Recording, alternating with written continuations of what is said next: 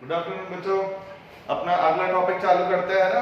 देखो अपना चैप्टर कौन सा चल रहा है, टाइप्स ऑफ ऑडिट। अब मेरी बात सुनते जाओ। इस चैप्टर में अपन ने सबसे पहले क्या पढ़ा था टाइप्स ऑफ ऑडिट के अंदर, कि ऑडिट जो होती है किन किन चीजों की होती है। मैंने आपको पहले अंबानी वाला एग्जांपल बताया था, सिर्फ 1 मिनट आपका टाइम ले रहा हूं मैं रिव्यू करने के लिए, ठीक है। पहला अपन ने पढ़ा था कोई इंसान जिन जिन चीजों से डरता है उन उन चीजों की क्या कराता है, ऑडिट। तो फर्स्ट टॉपिक तो अपना था टाइप्स ऑफ ऑडिट, कि अगर मुझे टैक्स से डर लगे तो टैक्स ऑडिट, मुझे फ्रॉड से डर लगे तो इंटरनल ऑडिट। तो ये सारी ऑडिटें अपन ने पढ़ ली। फिर नेक्स्ट अपन ने कल डिटेल में कौन सा पढ़ा था नेक्स्ट क्लास में, इंटरनल ऑडिट, जिसमें अपन ने पढ़ा था कि घर के अंदर ही एक सेपरेट स्टाफ लगा दिया जाता है और कंपनी क्या करती है, एक सेपरेट स्टाफ को लगा देती है कि आप काम मत करो, आप तो लोगों के काम को चेक करो ताकि उनसे फ्रॉड नहीं हो। उसमें अपन ने 3 बातें पढ़ी थी ना, ऑब्जेक्टिव क्यों बनाई इंटरनल ऑडिट, दूसरा फायदा क्या है, तीसरा नुकसान क्या है। अब आज क्या पढ़ना है बच्चों इस चैप्टर में, आज अपन को पढ़ना है कि किन किन लोगों की ऑडिट होती है। मेरी बात समझ में आई। पहले अपन ने पढ़ा किन किन चीजों की ऑडिट पर होती है, फिर अपन ने एक पर्टिकुलर इंटरनल ऑडिट को डिटेल में पढ़ा। अब आज अपन पढ़ रहे हैं किन किन लोगों की ऑडिट हुआ करती है ना। अब मेरी बात सुनो बच्चों, देखो जब तक कोई बंदा किसी चीज का नाम नहीं रखेगा ना, तब तक सामने वाले को समझ में नहीं आएगा वो है कौन। मेरी बात समझ में आ रही है। जैसे हम लोग आपको ट्यूशन पढ़ा रहे हैं और आपसे अगर कोई पूछे कहां पढ़ने जाते हो, तो आपका कुछ ना कोई इंस्टीट्यूट का नाम तो होगा ना। अब जैसे ही आप अपने घर वालों को बोलोगे कि इस इंस्टीट्यूट में जाते हैं, तो अब नेक्स्ट क्वेश्चन घर वालों को क्या हो सकता है, वो इंस्टीट्यूट क्या एक जना ही संभालता है, एक से ज्यादा संभालता है, किस तरीके से काम करते हैं। तो मेरी बात सुनो बच्चों, आज हमारा एग्जांपल ले रहा हूं। हमारा एग्जांपल लेने से कुछ जितनी सारी मैंने ऑडिट्स लिखी है उसमें कुछ तो समझ में आ जाएगी।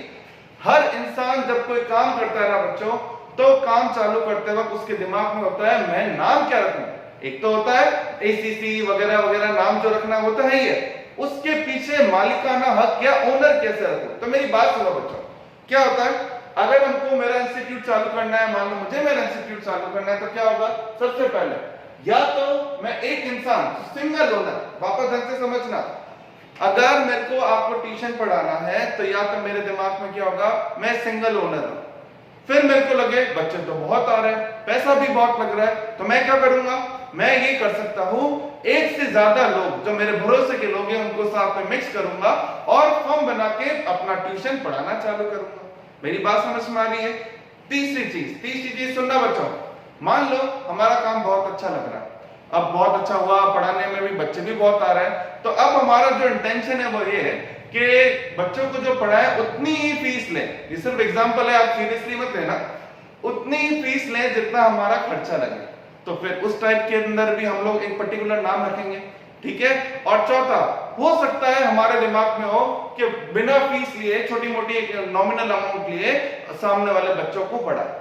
तो अब मेरी बात सुनो और सामने ध्यान देना, आप ये जो टॉपिक पढ़ रहे हो पर्सन कवर्ड अंडर ऑडिट, इसका मतलब किन किन लोगों को कौन कौन सी ऑडिट करवानी पड़ेगी। तो सुनो प्लीज, 4 प्रकार के लोग हैं, बाकी अपन बाद में देखेंगे। 4 प्रकार के लोग में देखो, एक लिखा हुआ है सोल प्रोप्राइटरशिप, दूसरा है पार्टनरशिप फर्म, तीसरा है कोऑपरेटिव सोसाइटी और चौथा क्या लिखा हुआ है, ट्रस्ट। एक इंसान इन 4 में से कोई भी नाम यूज करेगा। अब ढंग से समझना, ज्यादा टाइम नहीं लेता आपका। अगर मैं खुद के ही नाम से ट्यूशन पढ़ाना चाहता हूं कि भाई मालिक केवल मैं रहूं और मेरे साथ कोई मालिक ना हो, तो उस बिजनेस का नाम क्या होगा, sole proprietorship. Sole proprietorship clear हुआ। आपके एग्जाम में जितना आएगा मैं उतना ही पढ़ाने वाला हूं। तो सुनो प्लीज, सोल प्रोप्राइटरशिप का मतलब, पहले मतलब समझो फिर ऑडिट मतलब पढ़ेंगे। जहां पर केवल एक ही बंदा ओनर होता है, काम छोटा होता है, वो कहता है सब मैनेज मैं खुद ही कर लूंगा, तो उसको बोलते हैं सोल प्रोप्राइटरशिप। अगर वो अपना काम बढ़ा लेता है, 4-5 जनों को साथ में पार्टनर बना लेता है, तो दूसरा बिजनेस का नाम क्या होता है, पार्टनरशिप फर्म। समझ में आया। तो जो पर्सन मतलब कौन लोग ऑडिट कराता है, वो लोग या तो सिंगल बंदा होता है, सिंगल बंदा होगा तो वो क्या कहलाएगा, सोल प्रोप्राइटरशिप। अगर वो एक से ज्यादा मालिक होंगे तो क्या कहलाएगा, पार्टनरशिप फर्म।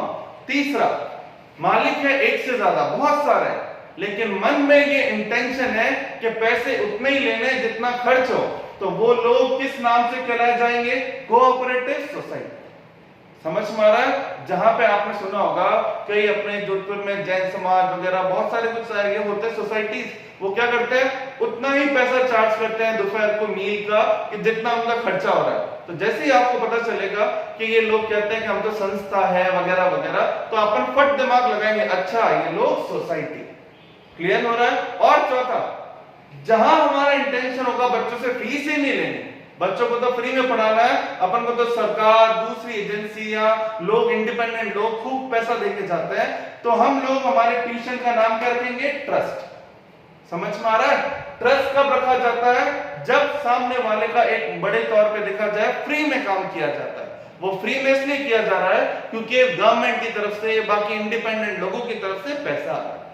समझ में आ रहा है? अब बात उठती है, ये 4 लोग हैं, सिंगल होंगे तो सोल प्रोप्राइटरशिप, एक से ज्यादा होंगे तो पार्टनरशिप फर्म, अगर जितना पैसा खर्च हुआ उतना ही लेना है तो कोऑपरेटिव सोसाइटी, और लास्ट अगर पैसा ही नहीं लेना तो ट्रस्ट। अब इसमें मेरी बात सुनो बच्चों, ये जो 2 जगह दिख रहे हैं सोल प्रोप्राइटरशिप और फर्म, इसमें अगर मैं खुद के बिजनेस का खुद ही मालिक हूं तो अपना हिसाब किताब खुद ही रखूंगा, खुद के ही फ्रॉड को देखने के लिए मुझे किसकी खास जरूरत नहीं है। उसी तरह से अगर हम 3-4 जने मिलके कोचिंग चला रहे हैं, तो जैसे प्रैक्टिकल बताओ, आप इतने साल हो गए हम लोग ट्यूशन पढ़ाते हैं 3-4 जने मिलके, कभी कोई ऑडिट नहीं करवाते। क्यों नहीं कराते? 3-4 जने हिसाब देखना है खुद ही देख लेंगे। तो कहने का मतलब क्या है, सोल प्रोप्राइटरशिप और पार्टनरशिप फॉर्म में क्या याद रखना है आपको? Not legally required to get their financial statement to be audited. कल अगर आपके एग्जाम में आए किन लोगों को ऑडिट कराना कंपलसरी नहीं है, तो वो कौन है? सोल प्रोप्राइटरशिप और दूसरा पार्टनरशिप फॉर्म। ठीक है? और समझ में आ रहा है गवर्नमेंट ने ऐसा क्यों बोला?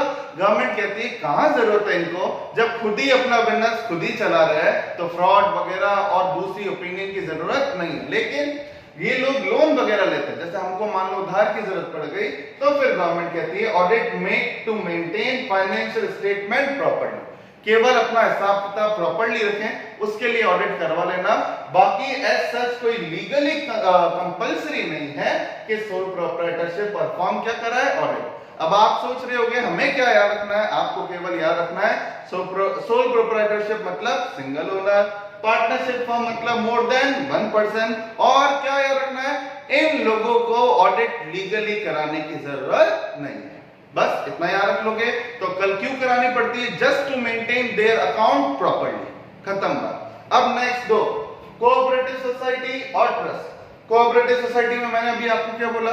एक से ज्यादा लोग पैसा लगाते हैं, यहां ऑडिट होती है, लेकिन कल एग्जाम में आए कोई बहुत ज्यादा कौन बताओ, इन 4 लोगों के अंदर किसकी ऑडिट के अंदर एक्सपर्ट की जरूरत नहीं है? तो आप टिक करोगे कोऑपरेटिव सोसाइटी।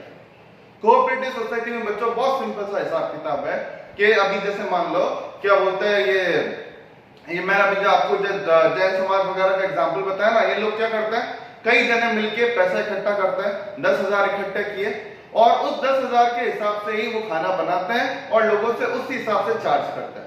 ज्यादा कोई प्रॉफिट का हिसाब नहीं होता। तो गवर्नमेंट कहती है ऐसी ऑडिट जिसके अंदर कोई स्पेशल स्किल की रिक्वायरमेंट नहीं है, ऐसे केस के अंदर कोई नॉर्मल ऑडिटर से आप कोऑपरेटिव सोसाइटी की क्या कराओगे? ऑडिट। तो बस क्या पॉइंट याद रखना है? Where capital contribution made by members, एक वर्ड तो याद रखना है मेंबर्स, जहां पैसा मेंबर्स द्वारा लगाया जाता है उसे क्या बोलते हैं? Cooperative society. और नेक्स्ट पॉइंट क्या याद रखोगे? यहां ऑडिट होगी लेकिन कोई एक्सपर्ट द्वारा ऑडिट कराने की जरूरत नहीं है, नॉर्मल ऑडिटर भी आपका मोटिव फुलफिल कर देगा। बस इतना सा याद रखना है। चौथा, ट्रस्ट ऑडिट, यहां पे करानी कंपलसरी है। क्यों पता है? आपने सुना होगा सलमान खान के बीइंग ह्यूमन वगैरह बहुत सारी है, जहां पर ये क्या बोलते हैं, हम आपसे पैसे नहीं ले रहे, तो इन सब ने क्या बना रखा है? ट्रस्ट। इनको गवर्नमेंट से वगैरह वगैरह खूब पैसा आ रहा है। तो बच्चों जहां चैरिटी या रिलीजियस पर्पस का नाम आ जाए, वहां हाथों हाथ समझ जाना कि ये बंदा चैरिटी या रिलीजियस पर्पस का नाम ले रहा है, मतलब ये बंदा कौन है? ट्रस्ट है। और ट्रस्ट को गवर्नमेंट क्या कहती है? ऑडिट कराओगे। और कल आपके एग्जाम में आए ऑडिट कहां लिखा है कंपलसरी करवानी ट्रस्ट को, तो बस इतना सा याद रखना, due to income tax act 1961। CS executive में इनकम टैक्स एक्ट बहुत इंपॉर्टेंट टॉपिक है आपका। तो इनकम टैक्स एक्ट 1961 ट्रस्ट को बोलता है आप ऑडिट कराओ, क्योंकि आपको पैसा गवर्नमेंट देती है, ठीक है। तो वापस एक बार क्या याद रखना है ट्रस्ट ऑडिट में, जहां लिखा हुआ है चैरिटेबल और रिलीजियस पर्पस का जो काम करते हैं वो कौन होते हैं, वो कौन होती है, ट्रस्ट। क्या उनकी ऑडिट कंपलसरी है, यस। कहां लिखा है, इनकम टैक्स एक्ट 1961। तो खत्म हुई बात, वापस बोल रहा हूं, एक इंसान कितने नामों से कहलाता है, 4। खुद के नाम से बिजनेस करे, सोल प्रोप्राइटरशिप, एक से ज्यादा साथ में हो उसके तो फर्म, और फर्म और सोल प्रोप्राइटरशिप को ऑडिट कराना कंपलसरी नहीं है। बस इतनी सी बात याद रखनी है।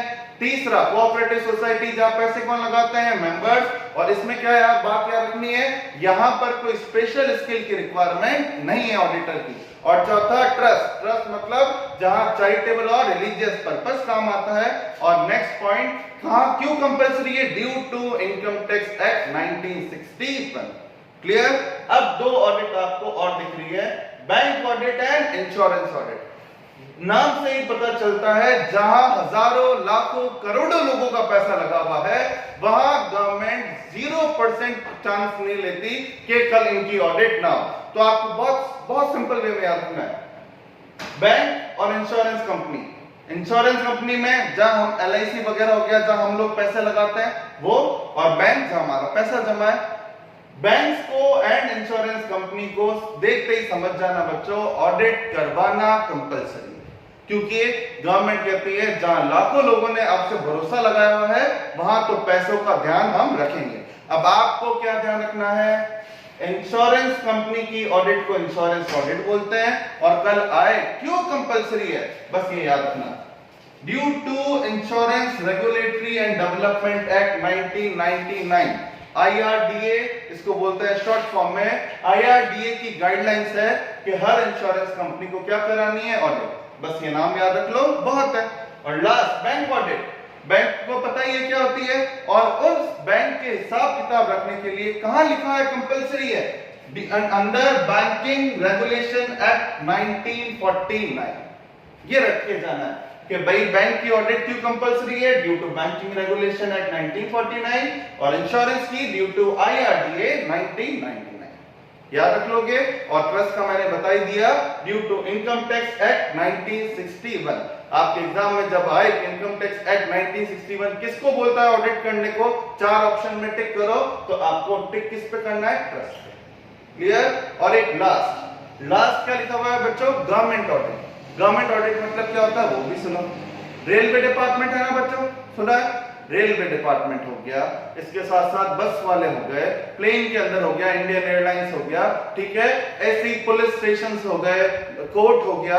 बच्चों ऐसी बहुत सारी जगह है जहां पैसा हमारा नहीं, किसका लगा हुआ है, गवर्नमेंट। इलेक्ट्रिसिटी, वाटर, क्लियर हो रहा है। तो ये वो जगह है जहां पैसा किसका लग रहा है, गवर्नमेंट। गवर्नमेंट मतलब हमारा, और जहां हमारा पैसा, आम जनता का पैसा लगता है, उस जगह की ऑडिट को कौन सी ऑडिट बोलते हैं, गवर्नमेंट ऑडिट। ठीक है, जहां आम जनता ने पैसे लगाए, उस बोर्ड, इंस्टीट्यूशन जो भी है वो, उसकी ऑडिट कराने को क्या बोलते हैं, गवर्नमेंट ऑडिट। और यहां गवर्नमेंट किसी CA, CS या CMA पे भरोसा नहीं करती। यहां गवर्नमेंट कहती है एक ऐसा इंसान चाहिए जो इंडिपेंडेंट हो, ईमानदार हो, प्लस उसका अपॉइंटमेंट किसी अरे गहरे ने नहीं किया हो। मेरे कहने का मतलब क्या है, सपोज करो इंडियन रेलवे की ऑडिट करनी है, और रेलवे मिनिस्टर ही कह रहा है जा ये CA को मैं अपॉइंट करता हूं, जाओ ऑडिट करो।